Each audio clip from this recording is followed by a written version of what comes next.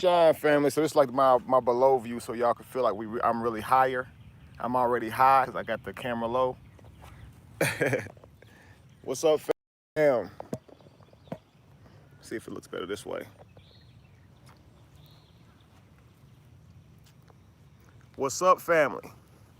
I'm trying to make some things happen. Give me 1 second, family.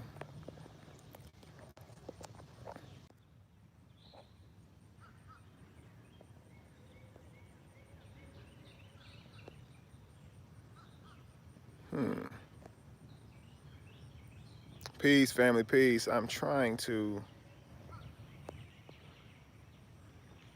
Okay, listen. Anybody that was on Facebook, do me a favor and copy that website link to the chat room if you don't mind. People are already requesting to do the app. The app is available, family. I'm excited about that. So I'm trying to put the link in the description. I'm not saying if I can do that though. It's pretty cool.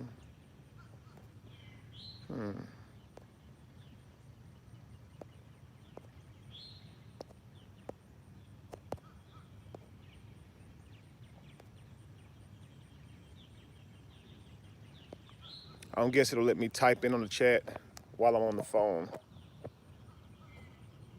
Yeah, it won't let me.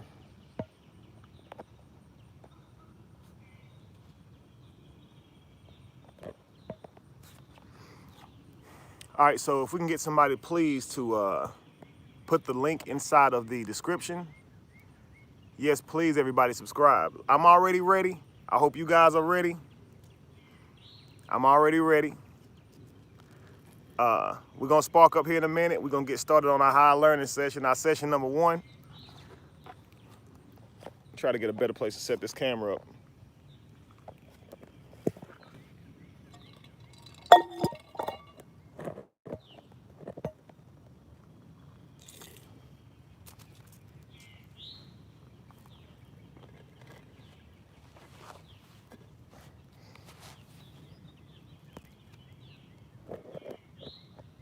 Let's see here.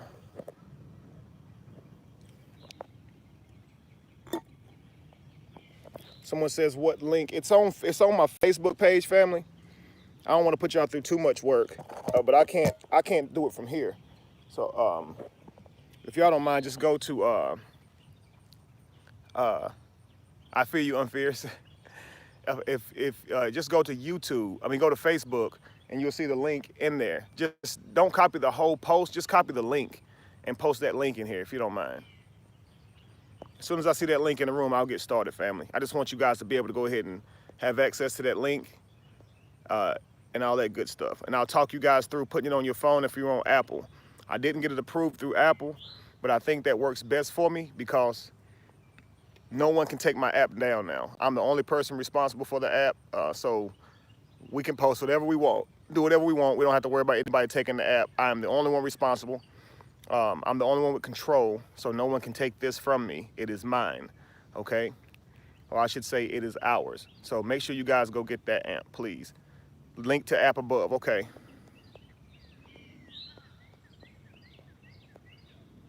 I'm just looking to see if I see the app, that link.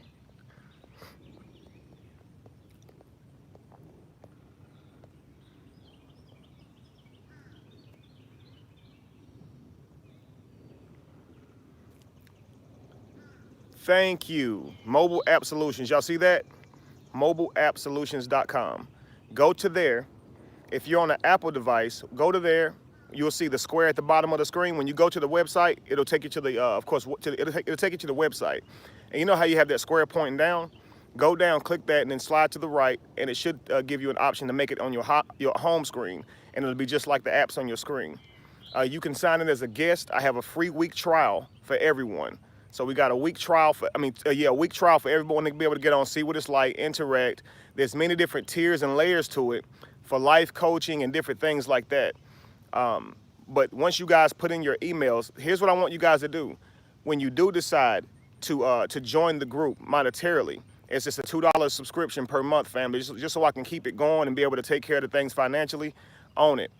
It's $2, but you'll be able to use it interactively with everybody who thinks like you. You'll be able to find people who think like you, um, uh, and just build a community. Sell, buy with people who think like you.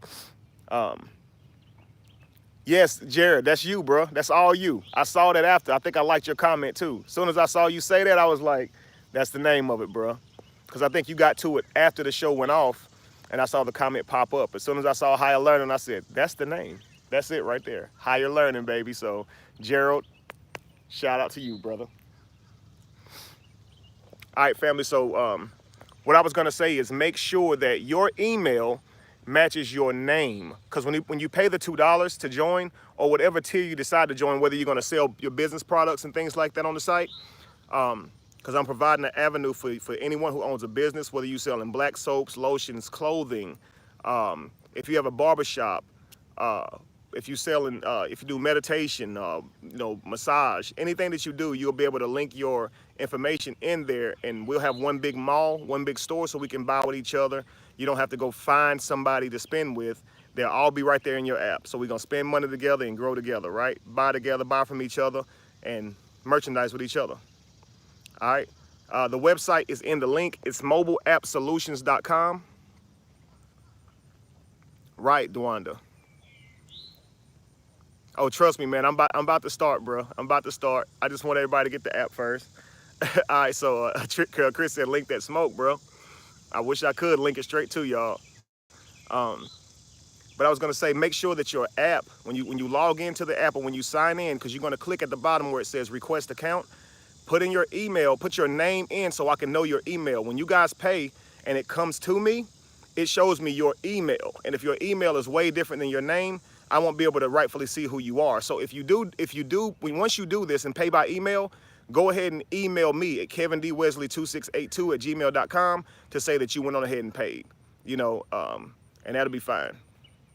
That way I can see the email and know who the email is associated with. All right.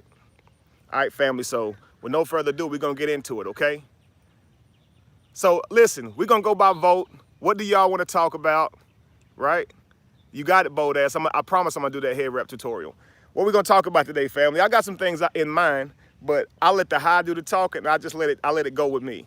So I'm going to start sparking up, and I want you guys to list the conversations or the topics that you want to discuss, okay?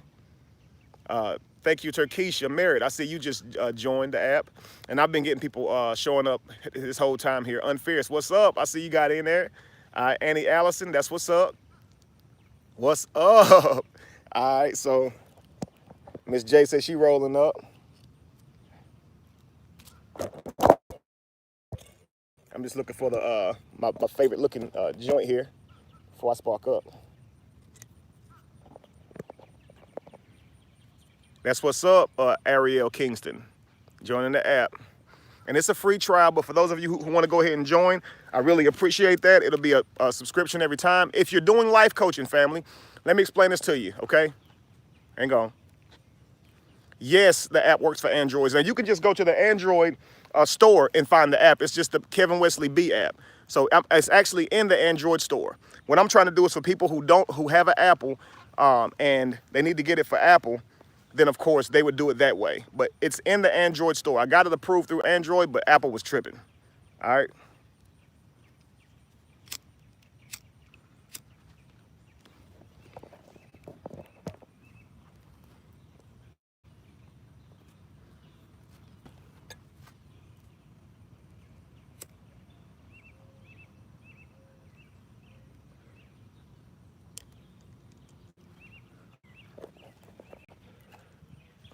For those of you requesting life coaching,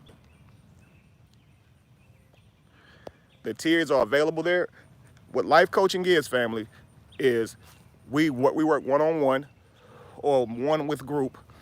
If you do the tier 1 of the life coaching, I give you guys a couple of hours every week. So you're gonna get 2 hours a week. That's 8 hours. Oh, I think it may be an hour a week. You gotta go look at the tiers. But we do interactive classes where we do Q&A. You can ask me whatever you want. I'll do lessons and different classes and things of that nature for those. And then for that, and that's $100 a month for the life coaching sessions. And then, of course, for $200 a month, I triple that time amount. So it goes up to 3 hours a week instead of 2 hours a week. All right, so I'll be meeting with you guys for 3 hours a week. So 3 days a week for an hour each class, Q&As, all this stuff to keep us on the right path, right? So you guys can ask me whatever questions you want, and we can build and get out of this religion stuff together, all right? Lively Lydia said, how do you feel when you're high? Woo. Let's see. I say everything begins to kind of like slow down. For me, how you guys feel when y'all high? Everything begins to kind of like slow down, right? Peace, Callie. Peace. I saw you join the app. That's what's up, bro.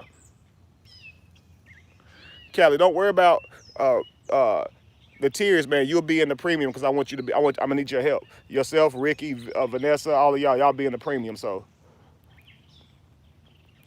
but I feel like time slows down, and I can think more clearly. Thank you, brother. Thank you.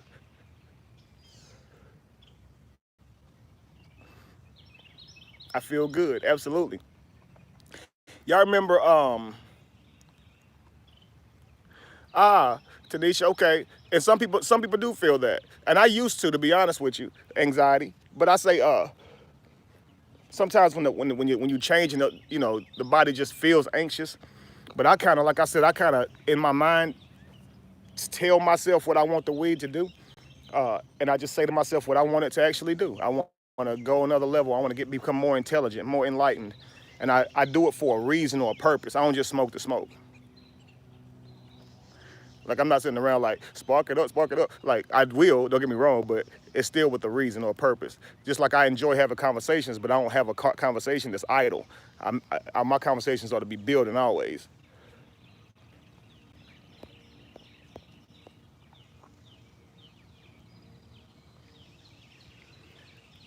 Jade Magnolia says, how do we know which path to go on in life? Like life's purpose?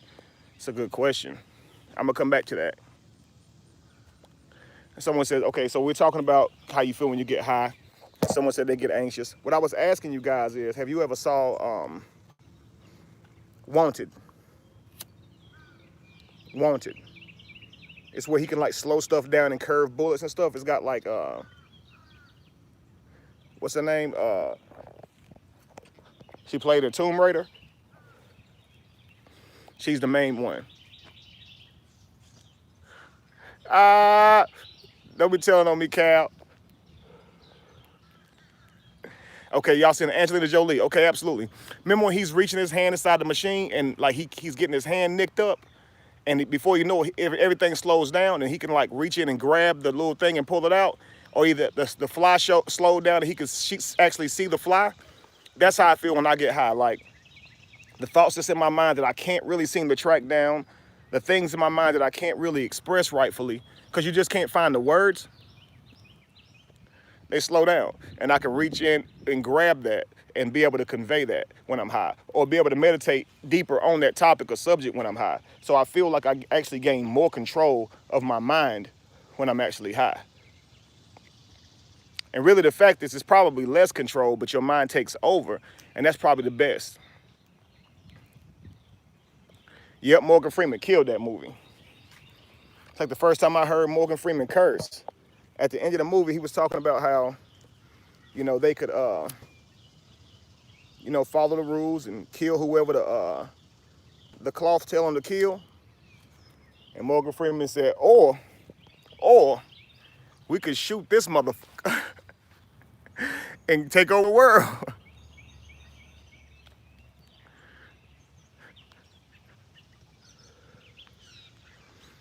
King Will, I can see that. Once you get connected with self, you will find your direction in life. I did like a little snippet to a song I got coming out called Cycles. And the hook says, what if I told you direction comes from inside you? And if you cut corners, you end up going in circles. It's a vicious cycle, right? So direction comes from inside you, but you got to be connected to that. We've been looking outside for direction. So how do you know your purpose in life? How does it feel when you feel like you're on that right path? You know how we call our conscious being or whatever a soul?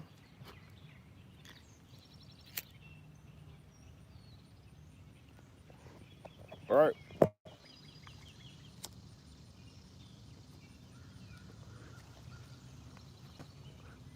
Now we call our conscious being a soul, right?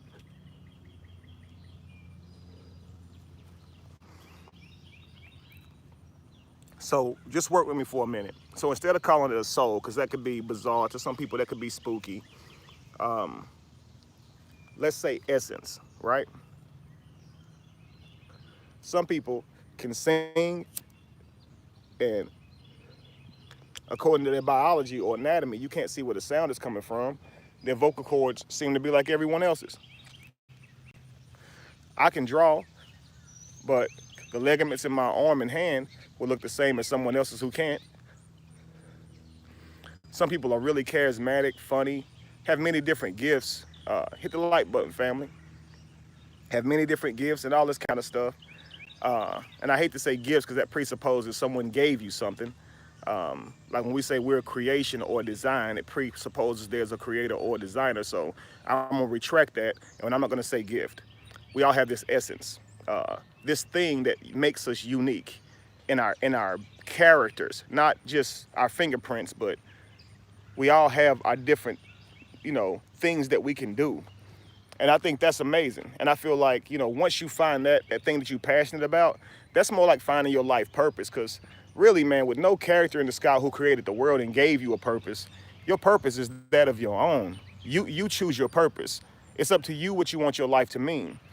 And I say that by saying that instead of life having a purpose for you, you actually have a purpose for life, so you wield it.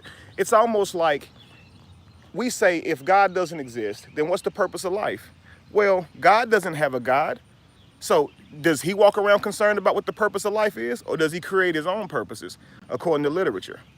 Now, if we say that we're gods, and we're not by the way we were taught about gods, but by God meaning having control over your life and your realm that you live in, why would you need someone to give you purpose? You create the purpose. You are the designer of your world. You create your reality every day. Did not God create his? In the Bible, in pretty much every other book, you create your reality. So yeah, you may not have someone who gave you your purpose, but you give yourself your purpose. I used to say this all the time, like when I first left religion, my first thing was like, so I'm not called?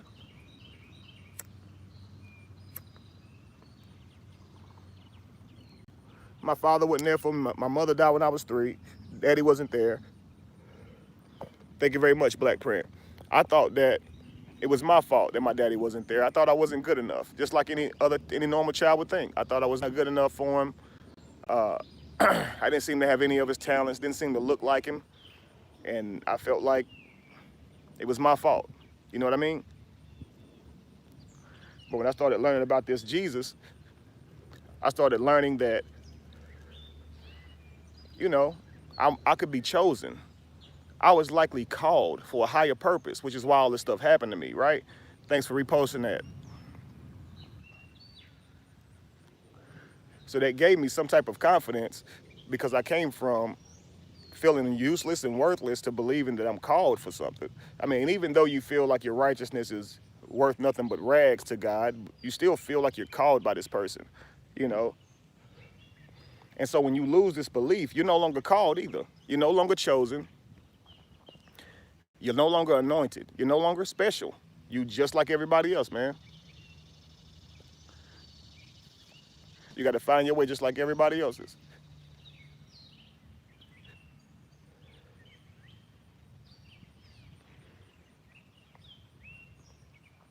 Are y'all with me? So losing that type of idea or that type of confidence that somebody had called me, I said, well, you know what? Forget it. I choose myself. I choose me.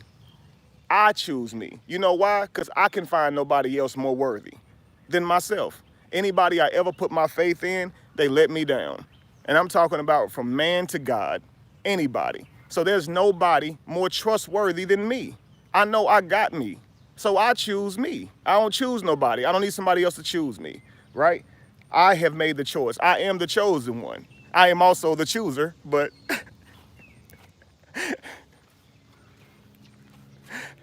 That just makes it all the more dope.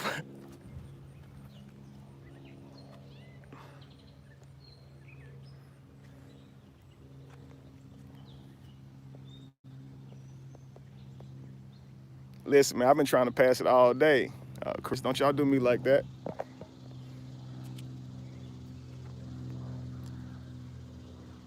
You are the creator of your reality.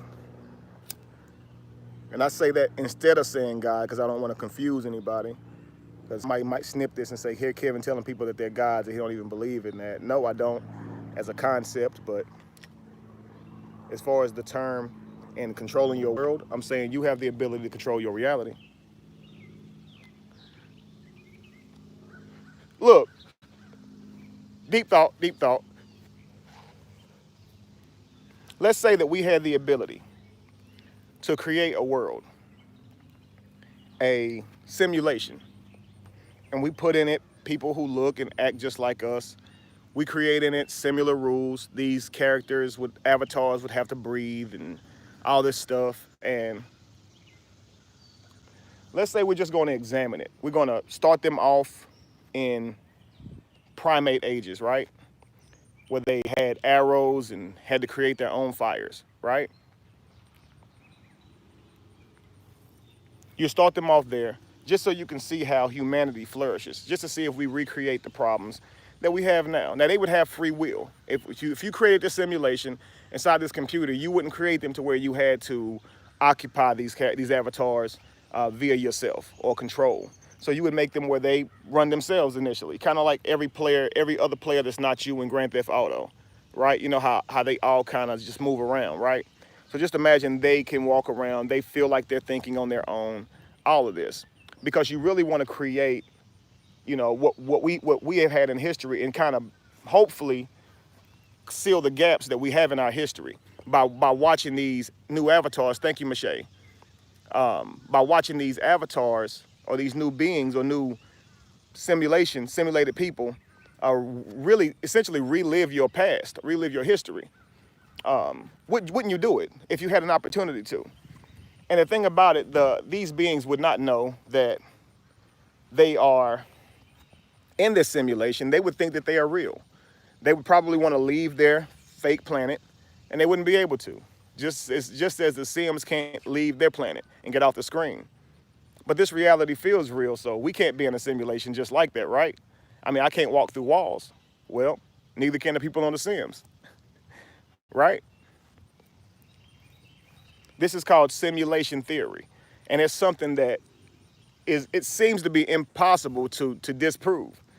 When you allow your mind to go there, it's crazy, but it could seem like something for real. And I'm sure a lot of y'all probably saying, man, I think about life just like that. What if it's really like that? What if it is a simulation? Peace, J Seals. I see you. Peace, King Will. That's what's up.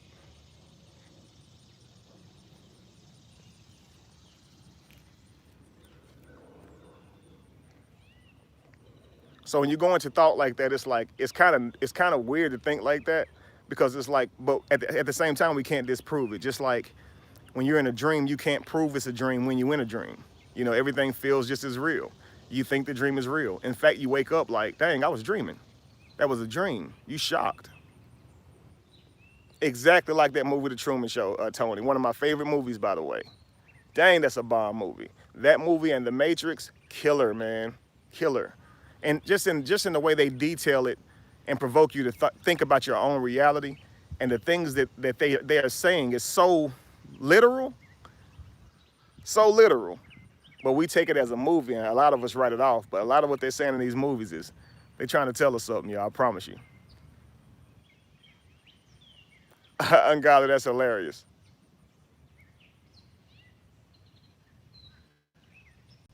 That's what's up, Unifierce. Where you at? Or where are you, shall I say? You cannot end sentences with at, family. They do, Duanda.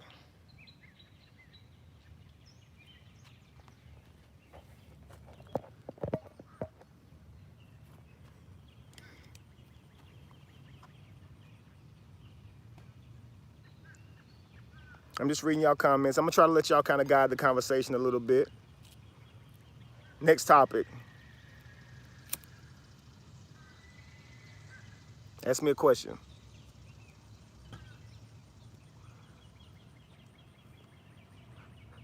That's what's up, Tony. And sometimes you can watch it and still notice something you never noticed before.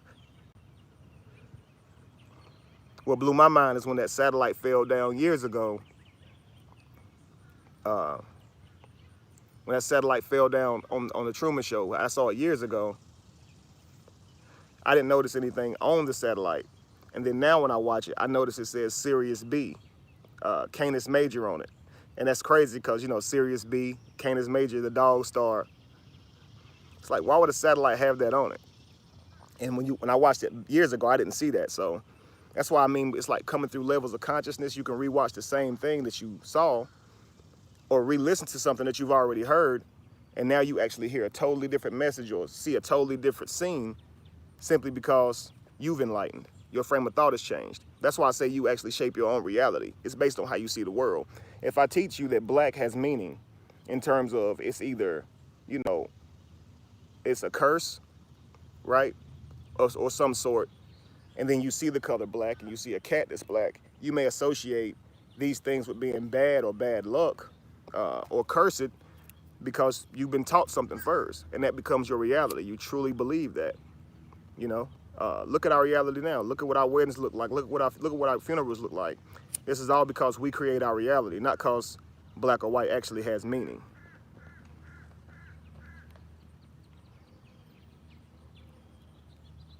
Right, Michelle? Come on, guys, give me a different topic. I'm looking.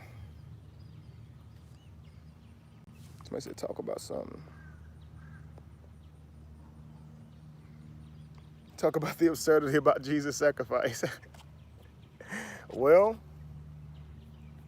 I can go into it for a split second, man. I did say no holds barred. Ask me anything. Well, there's a few things surrounding the sacrifice of Jesus that is bad. The number one problem for me is that there actually has to be one.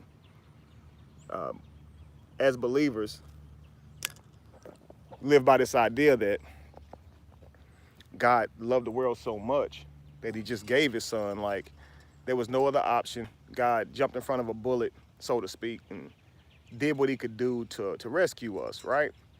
But in reality, that's not actually what happened. God creates his own rules according to literature. So why would you have to give your only son? Like, let's go into that a little bit. For God so loved the world that he gave his only begotten son. Well, why? Who said you had to do that? I mean, you're God, right? Who said that you had to give your only son? You don't have another way. You as God can't figure out a way to forgive these people unless your son is murdered by them. What? I talk about this and I liken it to Coming to America. When King Jaffe Jah, okay, who wears a suit, by the way,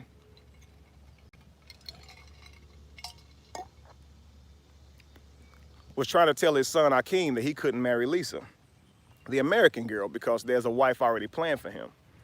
Well, the mother is talking to him, the queen, and she's asking King Jaffe, you know, like, you know, this man clearly loves this woman. I mean, he's going to be miserable. You know, these rules, man, we let these rules get in the way. We let customs get in the way. And King Jaffe Jah says, well, who am I to change it, right? Now, this is a quiz. When he said, well, who am I to change it? What was the response of his wife? See if y'all remember this. Because some of y'all be pretending to know stuff, and y'all just like to comment later like y'all really on some enlightened stuff, but y'all don't be knowing nothing. So what did she say? Okay.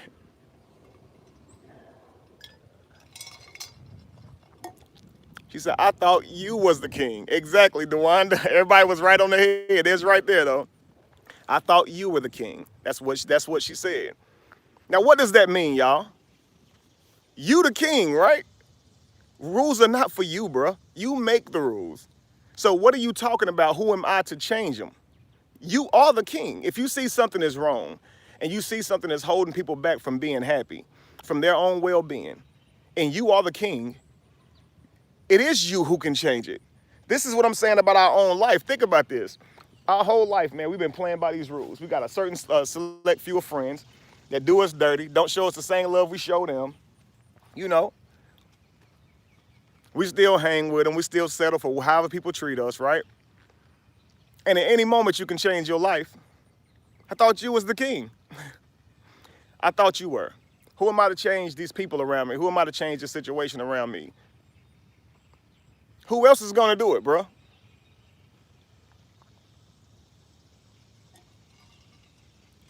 Jesus nor the cable guy.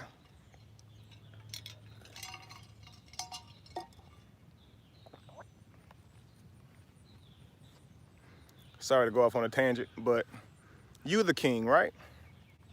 So God is God. So he didn't have to do that. That was something he clearly wanted to do. And he set up his whole system based on that. His whole system of forgiveness is based on that. He comes and he notices that Adam and Eve had eaten the fruit, right? Or eaten of the, forbidden fruit, the fruit of knowledge, the tree of good and evil. And because of this, they now recognize that they're naked. And God doesn't go get cotton and hemp to clothe them, right? Number one, why are they naked now? If they still look the same, why would a God care? God already see you naked. He knows you're naked and you don't. And then as soon as you know you're naked, now he wants you to cover up. I don't understand what that even means, bro. It sounds ridiculous. It's all confusion. That's what it says. It says God is not the author of confusion. He literally is. During the Tower of Babel, he literally says, I'm going to go and confuse their tongues so they don't understand each other. He is the author of confusion. He created it that day. Like, he changed their languages, yo.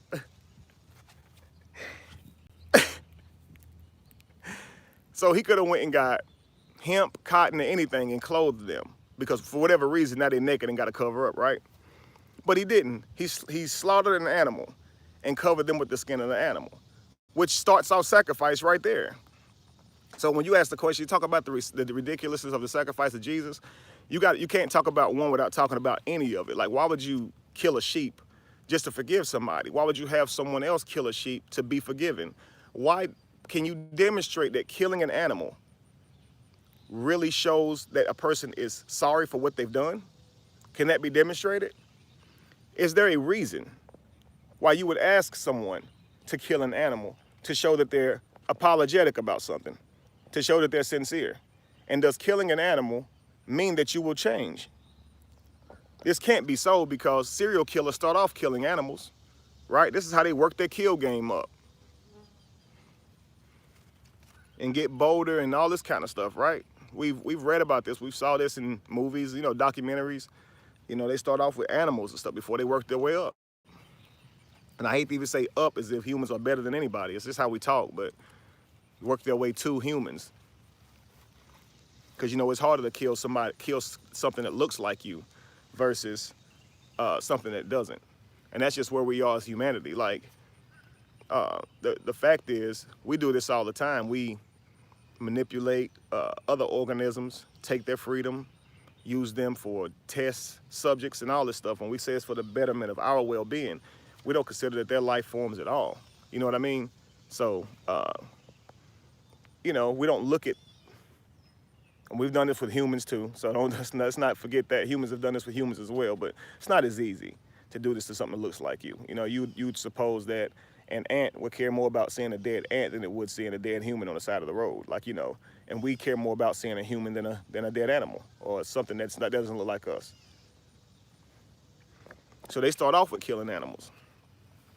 So how can, sacrificing an animal or killing an animal, be something that would please a God? Now you can see humanity went through this. You can see in different cultures, they found people buried or thrown off of cliffs where they had their necks, covered in shells, shell beads and things like that, kind of giving us indication that they were being sacrificed, and they thought that by killing some people in their own tribes or whatever, it would bring them some type of favor from this God, whatever God they believed in. And you can see this in history, people doing stuff like this. So it's not uncommon to man, but for God to think that way, it just kind of shows you what came first. This is much easier than the chicken and the egg.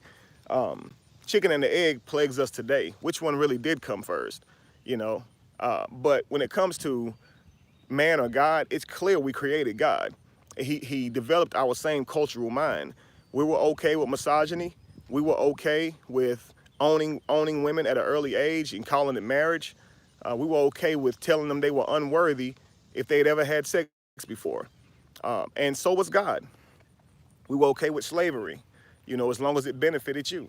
And it was a union. You know, we're not gonna steal and keep each other as slaves, but outsiders, you know, we definitely gonna have them as slaves, as long as we benefited. And God was okay with that. You know, so it seems that God comes after man. And somebody asked the other day, so who you think made words, God or man? Dude, no God made words, bro. We don't have any evidence to support a God ever saying anything. Everything that's ever been documented or written down is by man. Every carving in a wall, as far as the evidence that we have, is by men or women, humankind. If I can use a technological word that don't really even apply to us, but I think we all understand what that means. Can y'all hear me?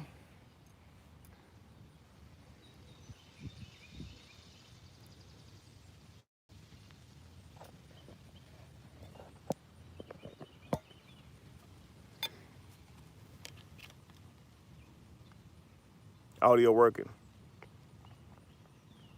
Bet. If there is a God, what type of God would it be, Jade? She says, Jade says, so there's no God at all. What type of God would it be? And why would it need to be a God? God is a word that we made up. Like humans literally made the word God up. We also made up the fact that you call a group of more than one octopus octopi. We made that up too. Like octopus or octopi don't think this way. We also made up that a group of crows is called a murder. We made up God. So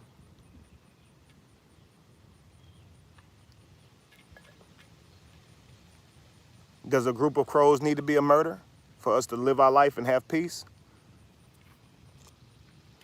Does a group of more than one octopus need to be an octopi for us to have purpose in life? And all the same, God is a word, God is a construct, just like all those other things are. And you think about how real that stuff is to us. You know, we correct each other over that all the time, right? Over how someone applies a name to a group of animals, a pack, again, a murder, a flock, a tribe.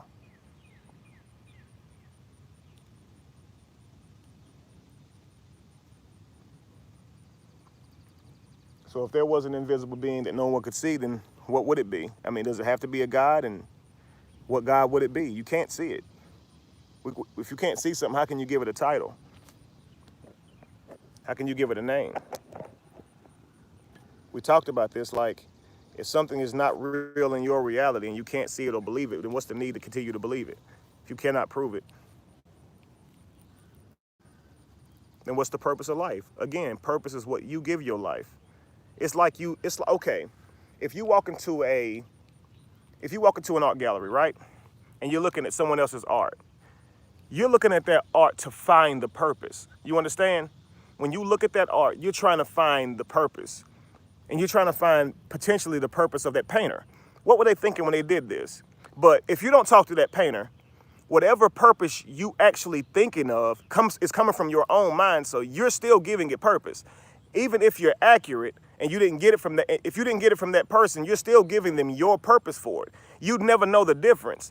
Like when we watch movies, like me and my homeboy D, Callie, or we'll just reminisce on movies. We talk about the symbolism and stuff in the movies. We haven't sat down with these directors, but we can look at the colors that they use, some of the lines they use, the character names, and we can kind of see where they're going with it enough to make a picture and say, okay, this is what they're talking about here.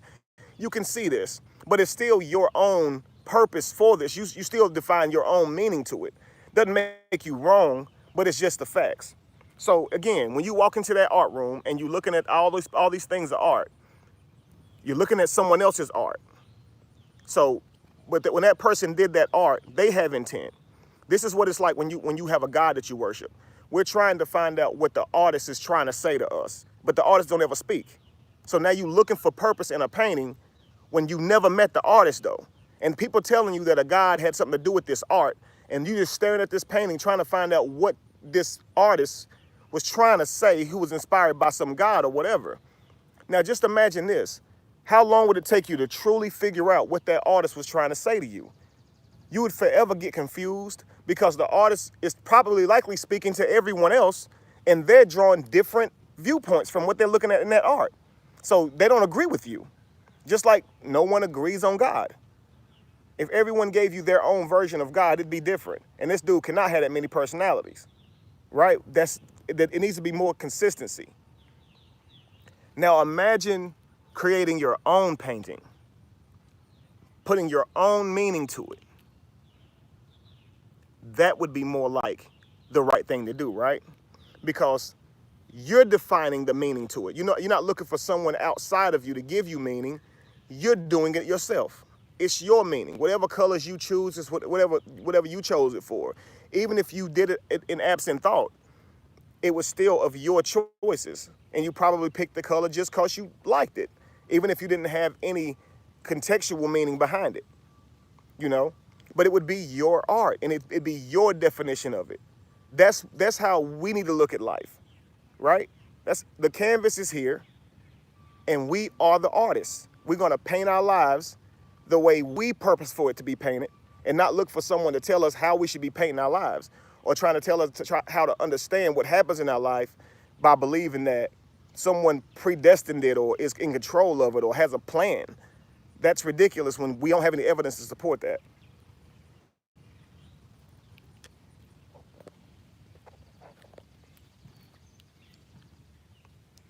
What's my opinion on tarot readings, tarot card readings, and things like that?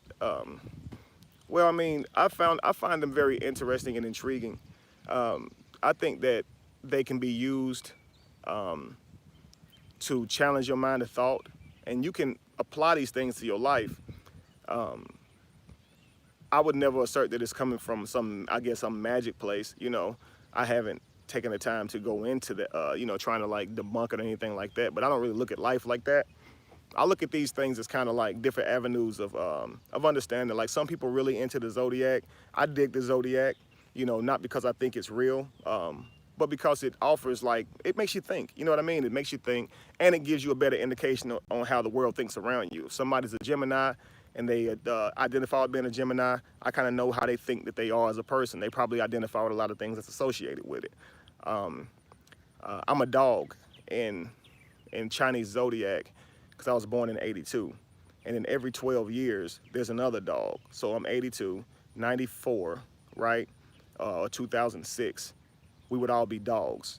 So if I ask you your age, you probably wouldn't want to tell me as a female. But if I say, if you're Chinese or whatever, you're Asian, and you identify with the Chinese zodiac, all I had to do is ask, what is your zodiac sign? I actually did that with an Asian lady the other day. I said, what's your zodiac sign? And she told me she was a dog. And I was like, huh. And it was so crazy because she ended up being the same exact age as me. And she didn't want to tell me her age. I guess she was thinking she was old. But I was like, I know how old you are.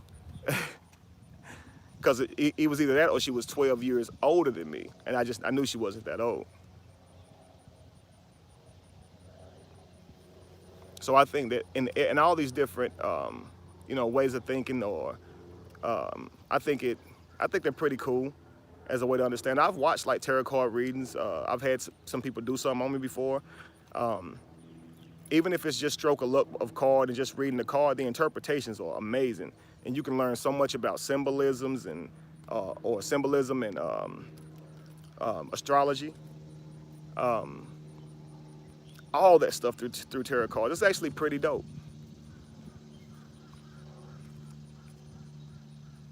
Let's see here.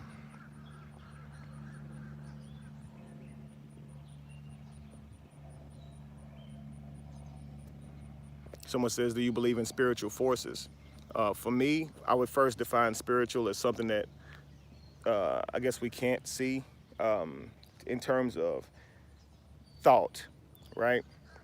I can talk in my head and I can hear it clearly. I would say that's my spirit realm because the realm of reality is outside of me. I can't hear my thoughts and you can't hear my thoughts outside of me, but I can hear them in my head, in my own head. So that's what I call spiritual. So yeah, if that's the case, I would say that everything is a spiritual force that comes from a conscious mind, agency, something with intent like us. Because we wield everything into existence that we want to, and that comes from your spiritual place or your mind. Now that's what I call spiritual, and I don't mean it by a spirit. I just mean it as, that other place. If there is a spiritual world, it's in your thought. When you can close your eyes and see something without looking at it, or your eyes are already closed and you can still see whatever you want to see. You dream. This would be what I would be calling like the spirit realm. So indeed, they're spiritual forces, because when people plan to attack on you or create systems that exist in the realm of reality, they come from someone else's mind. You know what I mean? So slavery started here in this spiritual realm, and then it was manifested in this realm, just as we do things every single day. They start off here, and then we create them outside of us. Everything in this world is created from thought. Slatin, you a snake in Chinese. Okay, so let's see here. You, Slatin, are you 31? No, you're not 30. I'm trying to look at your face. I can't see it good, so I can try to pinpoint it. Crap. I'm thinking you a couple years younger than me. I'm 36.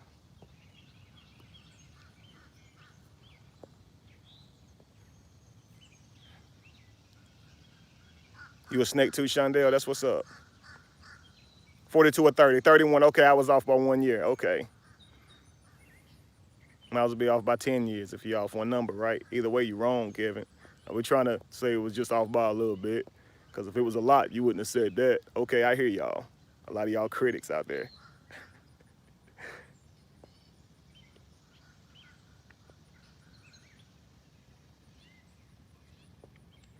All right, so he said Martin and Malcolm, X-type leaders are no more. Do you think this is because folks are really scared to die for the development of folks of color?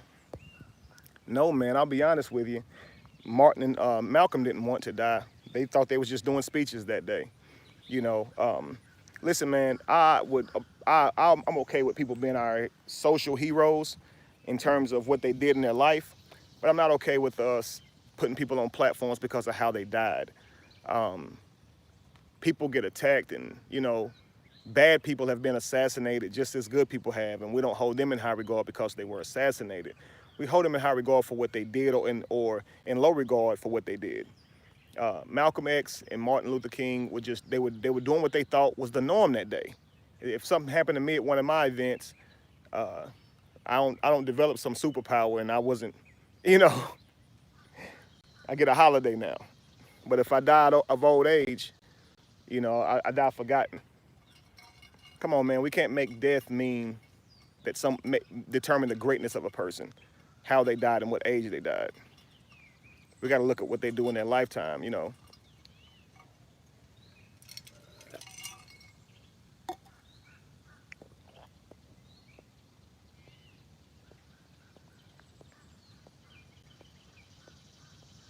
So I believe many of us are like Martin and Malcolm, even more so in some aspects, because I want you to think about something. Let's go back in time for a minute. Although these men were bold, they had smaller groups to work with. They were outside knocking on doors and doing their groups that way, right? Well, we have the internet, so we're able to tap into more people. Imagine if Malcolm X had Facebook. What could he have done? Just imagine that. Imagine that. Imagine that if Dr. Sabian could just go live, and show everybody what he was doing, showing him doing his thing, and the world would be okay with that. if you remove internet and cable and all that stuff and just take this stuff all the way back to the days these brothers was walking, right? We wouldn't know anything that's really going on in the world other than like a radio station. So anything could be going on. So you could have someone somewhere else rallying just as hard as Malcolm X or Martin Luther King, and they get shot well before they establish a platform. And they'll be forgotten forever. And these dudes could have been hardcore. Like I'm talking about, that's probably why they got killed so early. Or they did great things just the same, and it just went unrecorded. There was just nobody there to record it.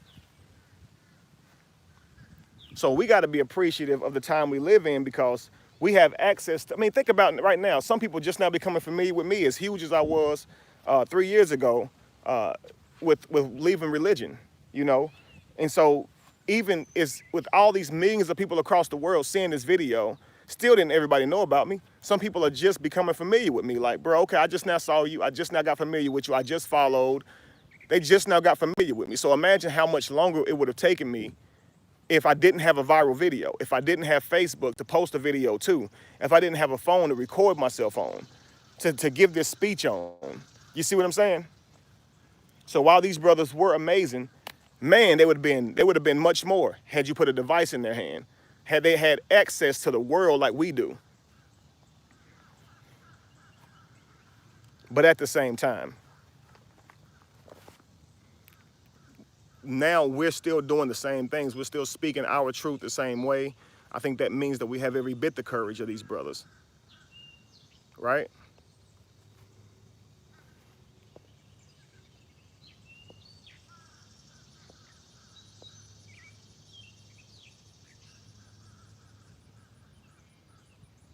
What do I think of reparations for black people or people who identify as black?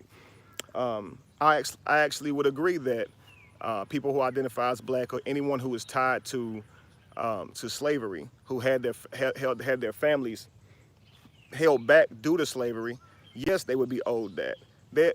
I mean, honestly, just from looking at, just from your ancestors, right? They were held back from reading, which slowed them down from getting jobs, even getting education.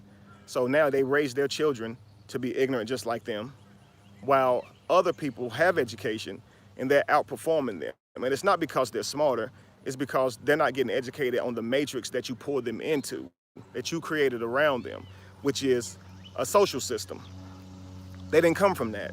And now they're trying to earn their way up and learn their way through your social system, and they're at the bottom and they're slaves. They don't even have a right to read. So they can't even understand how to even work in your social system. While other people's children are being given land, you know, given the jobs, and they own the farms, and your ancestors or the people who identify as black, their ancestors was the farm equipment. Not the farm owners, but the equipment. Imagine that. They were just the tractors, man. They didn't get paid for anything. Just when their bodies broke down, it was it. And so when you build an infrastructure like this that you have off the backs of people like that, and not only that, you hold them back further because you mentally held them back while you were doing it. You know, absolutely you would owe those people that debt. Money's fake. It really is. Like, money does not exist in the realm of reality, but because you built your matrix off the backs of these people, and so many other countries benefited off of this free labor that you were providing by buying your products cheaper. Pretty much every country except for Africa was benefiting off slavery, and potentially Africa too, to be honest with you, if anybody was selling slaves over there.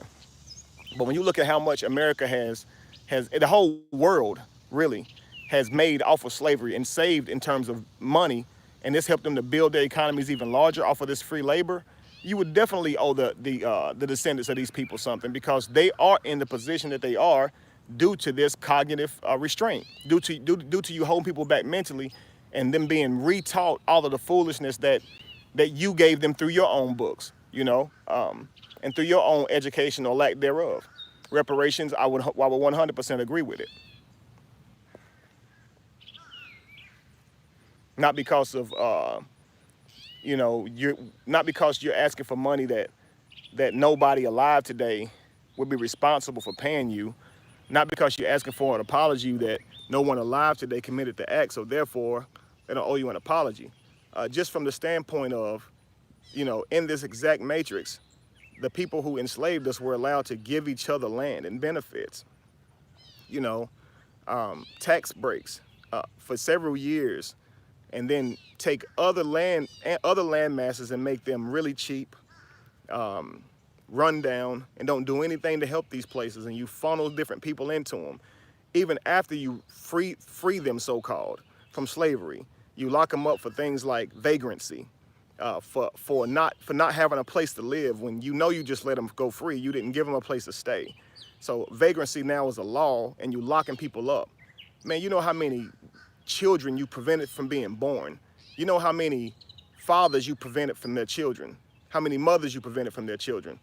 Man, I'm telling you, from the standpoint of what's been done to the black person in history via slavery, not because someone today did it to us, but it is owed because of how they built themselves up. They're still in a better position.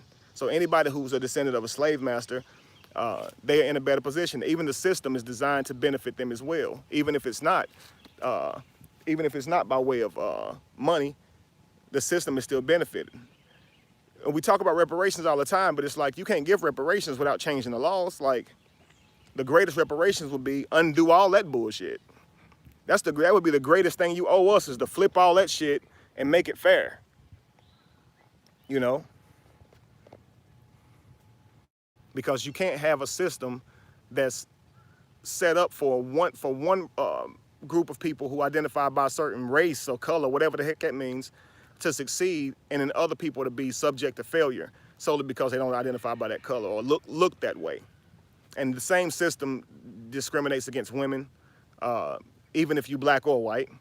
That same system, men can discriminate against women just because they're not attractive to them when they interview them. Right? I've seen men hire women just because they thought they were pretty. I've seen men turn women down from jobs just because they thought they were unattractive. All this stuff goes on in our world, and that's why it blows my mind when people say racism don't exist. Like, dude, discrimination exists, period. We hate people just for being shorter than us, taller than us, heavier than us, right? Darker than us, lighter than us, having different textual hair, who they sleep with.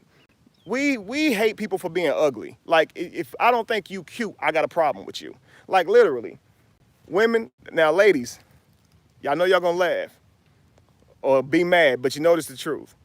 I've learned that in the workplace, sexual harassment is not really based on you saying something that's out of line or out of pocket to the woman. It's based on if she like you or not. So one man could say something that's really flirty, and you'll be okay with it because you like him. And the next dude that you think ugly and you think is repulsive and you don't like him like that, he could say the same exact thing, and that was sexual harassment. And that's very inconsistent, and that's unfair, because the person may have heard someone else talk to you that way and think it was cool. And now you don't like him, so now he's the jerk because you don't like him. You projected onto him that he was the pervert just because you don't like him. But if it was somebody who you really liked, they could say whatever they wanted to you. And you would be like, what? Like, if it's somebody you really like, go walk up to you and be like, man, I want to. And I'm talking about, and say whatever. And you'll be like, oh. Let somebody you don't like, excuse me, miss, I just wanted to know, could I have your name? Ah, get away from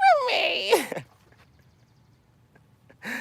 That's facts, y'all. See, nobody denying this. Even women not denying this. See, this the reality we create, yo. And listen, the workplace done created a whole thing around trying to fix this problem that y'all really are creating. Y'all the problem. I'm not saying it's okay to say stuff and touch women, but I am saying women freaking be more consistent. Be more consistent, yo, and establish what the heck sexual harassment is. And don't just say it's someone saying something to you. It's really how you take it and if you like it. And that's just the facts.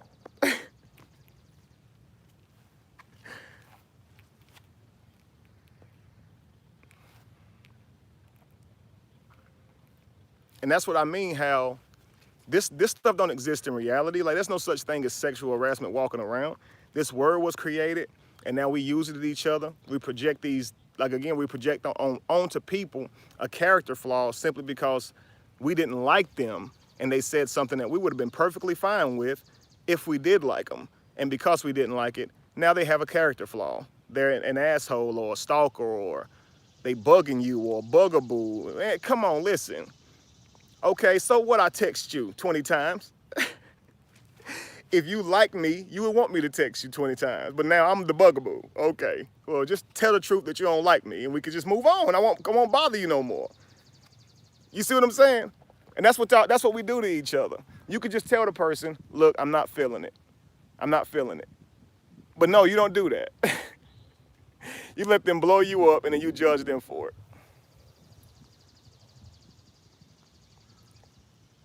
Law of attraction. Yeah, I would say the law of attraction is a well. Here's my thing.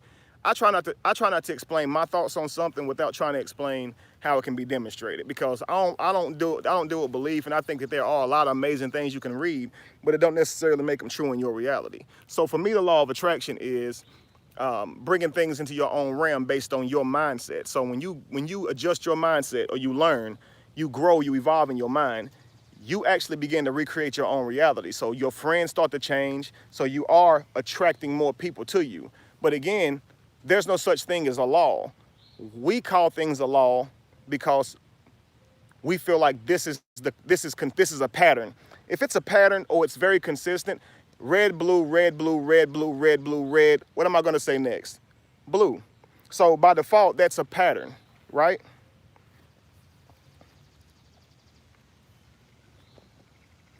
So now we're going to say that's the law. That's a law because that's consistent. You see what I'm saying? That's the law. So, but no one actually has intent on you attracting what's in your mind. Like, there's no real actual entity that's asserting this law. We just call it that. So do I believe that we attract people? I appreciate that, Jay Seals. Do I believe that we attract things around us and people around us? Yes. When I become knowledgeable of something, I begin to create that in my reality. So if I become a person who gets knowledgeable about cars, obviously I would attract that business to me, right? Someone who's knowledgeable about singing probably knows a lot of singers. And this is what happens in our life. The more you learn, the more people that you attract around you. When it comes to business and finances and things like that, if you learning how to, govern your life in terms of your outgoing versus your income, saving more than you spend, learning to create different streams of income and how to do that and how to run all these different types of businesses, you're going to, in turn, create more wealth for yourself because you are becoming more enlightened and you're putting into reality what you're learning. So it has to happen. It's almost like karma. Karma is, this is your doing. Karma isn't, it came back around or it comes back around. It literally means this is you. This is your doing. You did this. It's kind of like you made your bed, so sleep in it. If you left your house and your bed and you left your bed in a certain way, when you come back and look at your bed, that is karma. That's you. When you walk into a room that you just left and you walk into it and you say, oh, this room is messy, that is you. It's a good indication on something that's inside of you. Or you're just a messy person. Whatever the case may be, you can't blame it on anybody else. It's not by chance that it happened. It's by your own design that it happened. So it's like if you out and you treating people a certain way, and that begins to come back on you, it's not coming back around. It's just you. It's the lifestyle you chose, and so this is what you created. This is the scenery that you created. This is the events that you created from the choices that you made. Cause and effect, absolutely. And we misunderstood karma so much to the point to where we think it's something magic, and we know that it's not. Some people die slave owners. They die wealthy. They die sleeping with whatever slave they want to sleep with, and sitting on a hill, chewing on a piece of straw, smoking tobacco, rocking in a rocking chair, fat, having somebody shave them every day. You understand? Having somebody bathe them if they want, hang who they want to hang. There's no repercussions for their actions.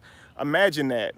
Living in a world where you could literally kill people and nobody would lock you up for it. And these people died that way. So we know karma is not something like that's going to repay you every time. Come on, man. These people died and left this whole reality just living that life like that.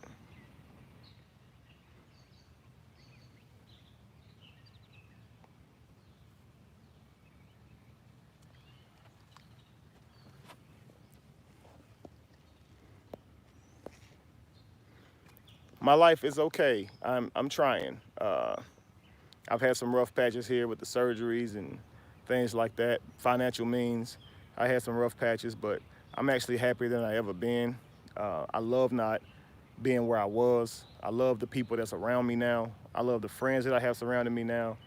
And I love how clearly I can see my vision now. So I am happy. I'm happy to be back up and around, man. So my life is good.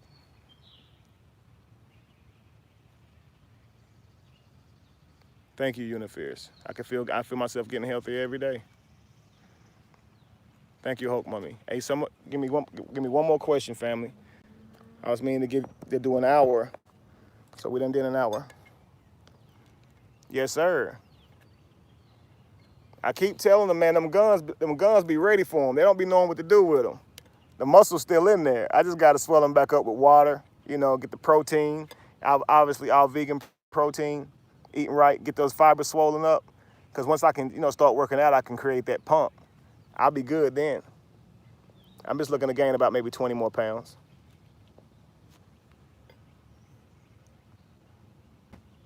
Oh, man, Shondell, I ain't even touched the weight yet. I ain't even did nothing yet. I just naturally have muscle, but I haven't even been given permission to work out yet. But when I was working out on everything, you could ask my brother, bro. I was doing 225 30 times. 30 times. Like I could have went to the NFL combine and like just made some people stretch their eyes. Now, I couldn't run for nothing, but I could bench. I was good at that. Do I believe in marriage? I believe people should do what they want to do. Marriage is an agreement or covenant between two people. I hate to say covenant. Let me just say contract between two people. If that's something they choose to do, then okay. Do I see a reason for it in this matrix? Yes, it gives you the ability to take care of things after the death of someone. Pass things down. It gives people rights to you by law if anything should happen to you mentally. But there are paperwork, and there's paperwork and things like that you can still accomplish those same things. But for me, from a matrix standpoint, why marriage? If we were anywhere in the world that was deserted without civilization, no one would require you to go to a courthouse and get paperwork to declare your love for them. Nor would you require a ring or anything like that. This is all cultural for us.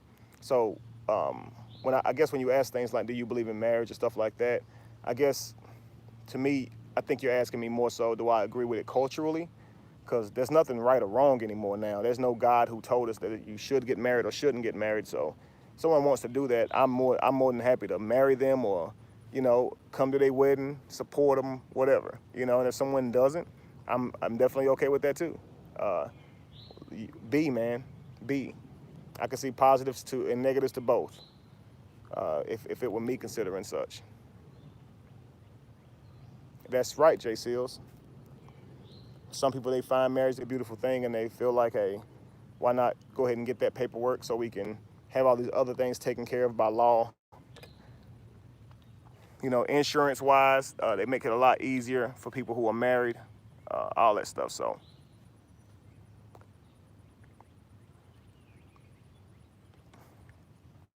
right, don't want to pink me. And that's for maritime law, comes from the word marine or marine, which is like marine biology. It's the law of the water, maritime laws.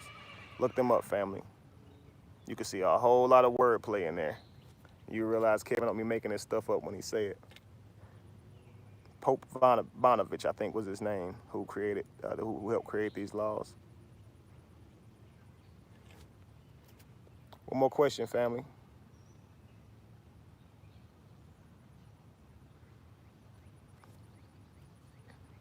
Yes, water is currency, absolutely.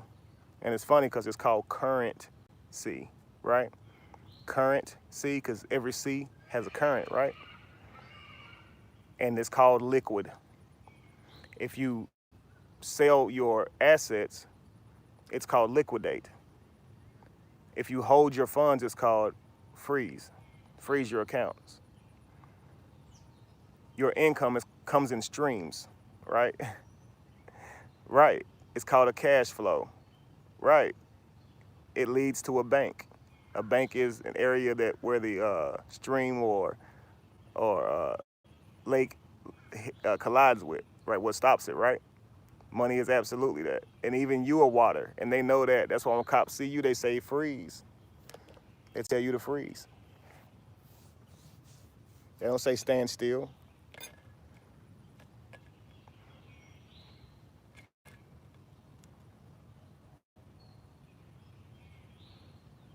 Come on, guys, give me one more question.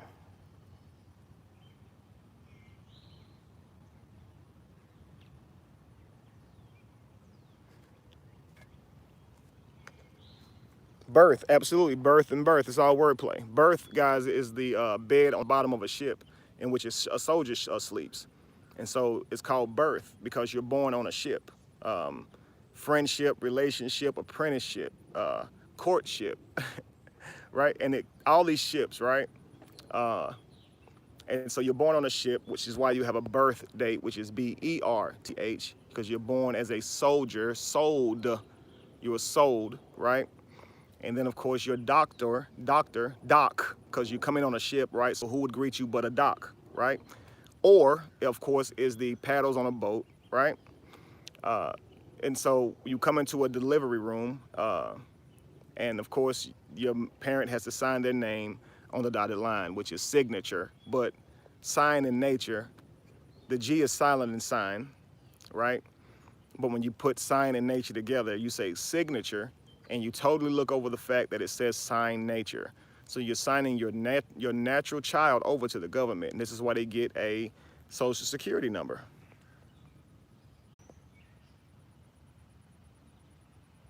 Yolanda, I thought I saw your voice, saw your name up there. Hey, love.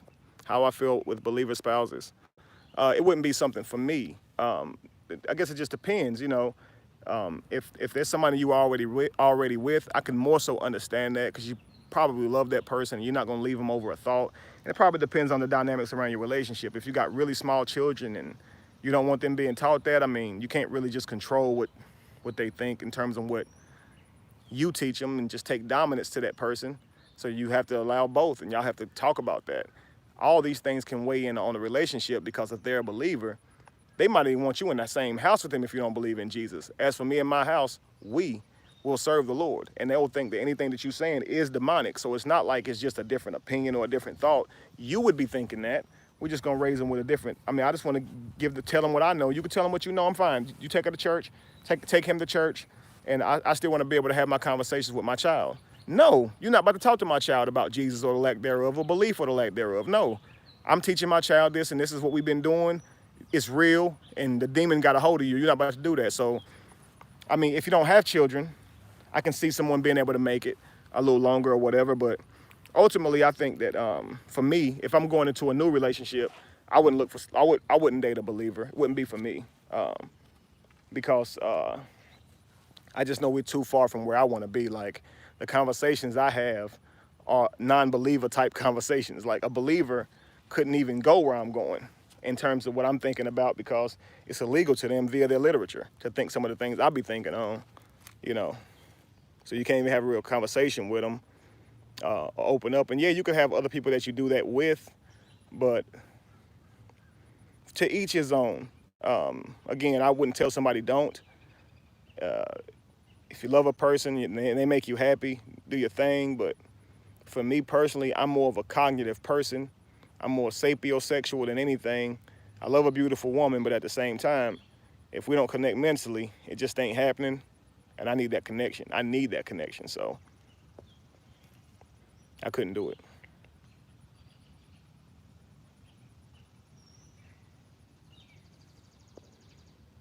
All right, y'all. This numbers keep growing on here, so I feel obligated to answer one more question.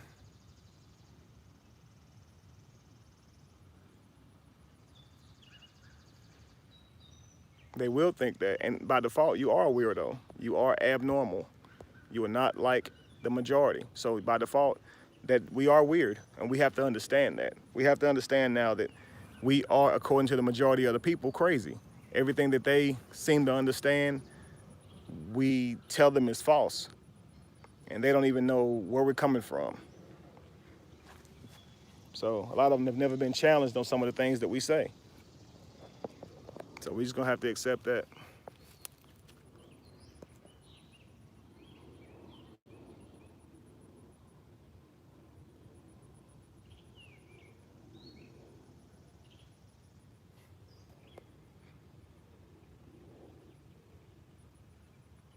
Oh, Shondell, yes, man. I'm trying to do St. Louis in August.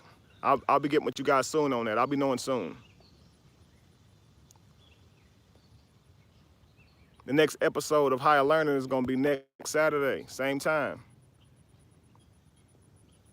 What's next for Kev? Man, it depends on how well this app do. If all y'all join this app, I will have the monetary support I need to really get to work. I'm trying to have places all over the state, all over the America, and in other places eventually, where we can go daily. I want to have like little libraries where we can go in, do some hookah inside the libraries. You know what I mean? Read, perform, right? Because when you leave church, you don't get to sing anymore. Your children don't get to sing anymore, play instruments anymore.